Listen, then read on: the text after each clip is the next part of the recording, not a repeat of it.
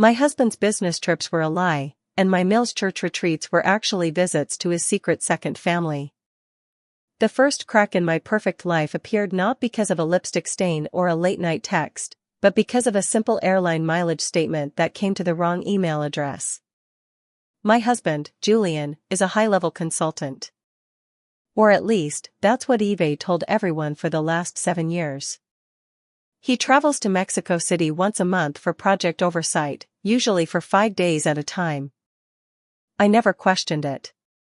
He provided a beautiful life for me and our 2 sons, and when he was home, he was present, loving, and attentive. At the same time, my mother-in-law, Lydia, started getting very religious about 3 years ago. Every few months, she would announce she was going on a silent prayer retreat in a remote part of the Southwest to connect with the Spirit. I thought it was a bit eccentric, but I encouraged it. I even packed her bags a few times.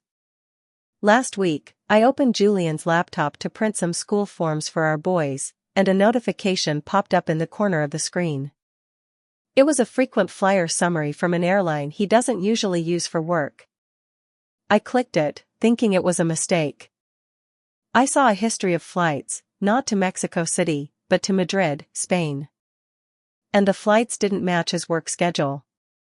They were longer. Much longer. But the thing that made my blood turn to ice was the second passenger name listed on several of those bookings. Lydia Vance. My mother-in-law. I didn't confront him immediately. Yves read enough Reddit stories to know that you don't scream until you have the evidence. I waited until Julian left for his next Mexico trip on Monday morning. I kissed him goodbye, watched him pull out of the driveway, and then I went straight to Lydia's house. I told her I had a surprise for her and needed to get into her guest room to find an old photo album. She was at her bridge club, so I used the spare key. I felt like a criminal, but the instinct in my gut was screaming. I found a locked trunk at the back of her closet. I'm not proud of it, but I used a screwdriver to force the latch. Inside wasn't jewelry or old clothes. It was a stack of photo envelopes. I opened the first one and felt my world tilt on its axis.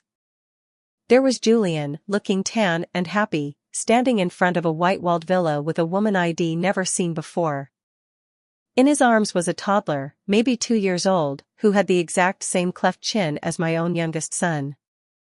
In the next photo, Lydia was there, beaming, holding the toddler while the mystery woman laughed in the background.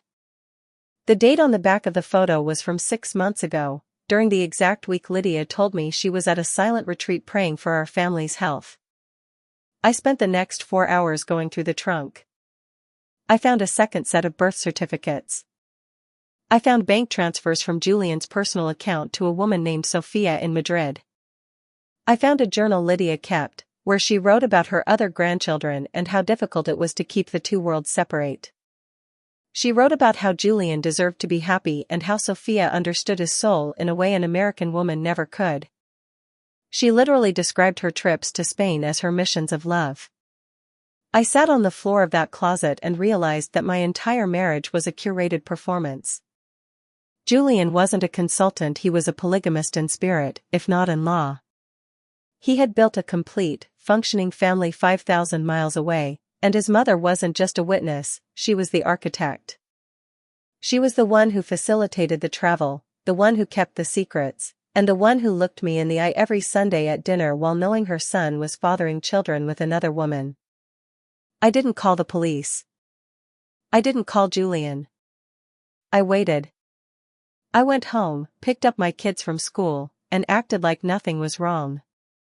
I called my brother, who is a digital forensics expert, and had him remote into Julian's cloud storage.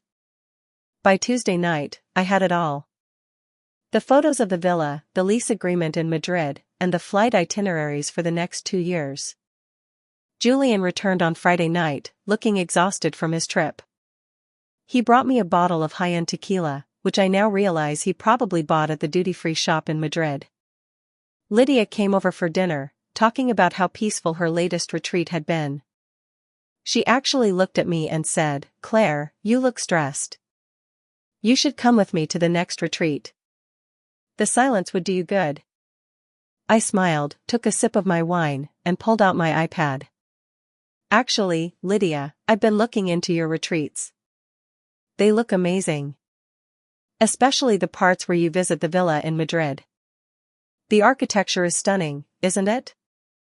The silence that hit the room was so heavy it felt physical. Julian's fork hit his plate with a loud clatter. Lydia's face went from a healthy pink to a translucent, ghostly white. She tried to speak, but her mouth just worked silently like a fish. Julian didn't even try to deny it.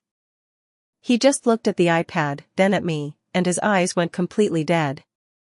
"How long have you known?" he asked. His voice was flat, devoid of any remorse. "Long enough to move half of our joint savings into a private account you can't touch," I replied. "And long enough to have my lawyer draft the papers. I'm curious, though, does Sophia know about me? Or are we both just business trips to you?" Lydia finally found her voice, and instead of apologizing, she attacked. "You were always so cold, Claire." Julian needed someone who made him feel like a man, not a paycheck. "We did what we had to do to keep the family together." "You didn't keep a family together, Lydia," I said, standing up. "You helped your son commit a 7-year betrayal. You lied to your own grandsons. You're not a religious woman, you're a scout for a liar." I told them both to get out. Julian tried to argue, saying it was his house too, but I reminded him that the house was in my name, a gift from my father that ID insisted on keeping separate. I told him if he wasn't gone in 10 minutes, I would send the entire folder of evidence to his firm's ethics board and to Sophia's family in Spain. I don't know if Sophia knows about me, but I suspect she's just another victim of his consulting lies. Julian left with a single suitcase, his mother trailing behind him like a beaten dog. The fallout has been messy. My sons are devastated, and I'm having to explain why their father is moving to Europe permanently. Lydia has been calling me, begging me not to ruin Julian's reputation, but the bridge is burned. I'm not just divorcing a husband, I'm exorcising a whole family of vipers. The most twisted part? I found out yesterday that Lydia had already booked her flight for next month. She's still going. Even with the secret out, even with her own family here in ruins, she's choosing the other life.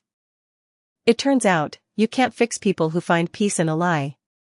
But you can certainly make sure they never tell that lie to you again.